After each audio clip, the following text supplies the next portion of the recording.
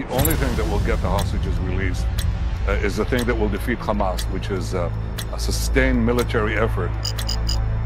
עכשיו פרויקט הגירה, פרויקט של עידוד הגירתם של תושבים מעזה אל מדינות העולם. מאותה סיבה, אנחנו חייבים לשלוט בציר פילדלפי. נחסל את הכל. כך זמן. ייקח זמן, ייקח שבוע. אנחנו נשלים את החיסול של גדודי החמאס, כולל ברפיח. זה מפתח ענק ליהודה ושומרון, תהיה הגירה מרצון מעזה. לכולם ברור שיש מודל. Our purpose is to establish Jewish community all over the Gaza Strip.